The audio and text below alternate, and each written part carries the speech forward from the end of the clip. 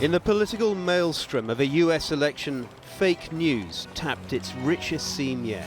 The epidemic of malicious fake news and false propaganda. Disinformation, fake news. This is something that is constantly been disproved. But this isn't true. This isn't right. Clinton branded a paedophile and the Pope endorsing Trump. They were made-up stories shared millions of times. But from Washington to Westminster, politicians are spooked. This is a lie.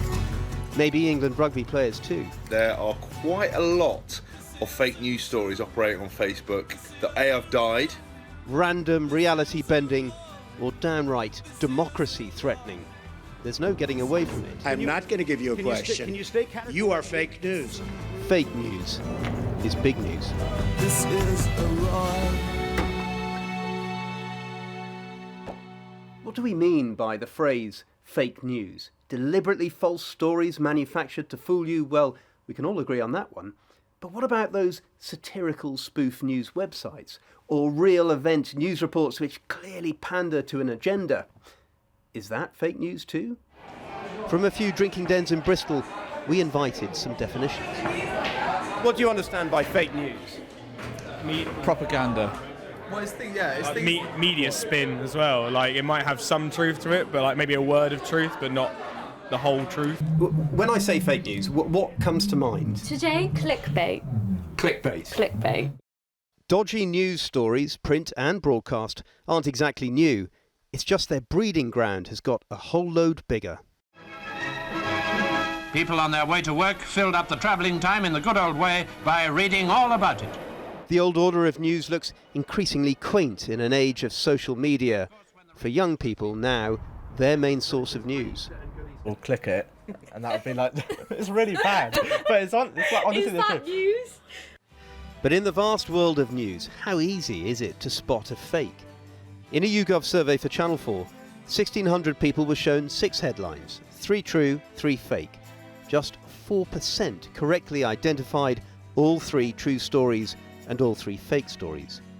Half thought at least one of the fake stories they were shown was true. Question number 8. What is Scotland's largest island? We tried out some of the headlines in Bristol. Pub quizzes first. Trump offering free one-way tickets to Africa and Mexico for those who want to leave America. Yeah, probably true. He probably would do that.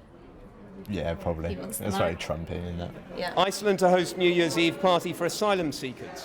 What do you think? I think that's fake news. I think it's fake news. I think it's true. I'm going to say true. I'm going to say true as well. I think You just okay. can't tell. Half of those surveyed said they were worried about the effects of fake news, and that number was even higher among the under-25s. Are you worried by fake news? No, not at all. Why not? Because people have a duty to research their own information. I think it's very pernicious, actually. And it's fake, and it's not doing the media any good whatsoever, because it just makes them even more suspicious. If you suspect a news story is fake, you can report it. Facebook and Google are now looking at new ways to filter out or flag up fake news. But asked if Facebook and other social media sites like Twitter are doing enough to tackle fake news, 2/3 of those surveyed said they aren't. A majority also wanted the government to do more. Most of our interviewees in Bristol favoured more independent fact-checking.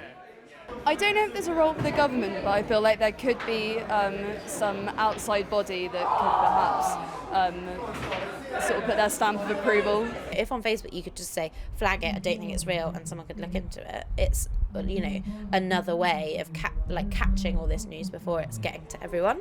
I don't see how anybody can police it. If you're going to police it, then you have to police free speech.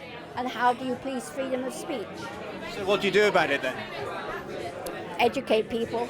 We just got to learn to be more sensible when listening to gossip.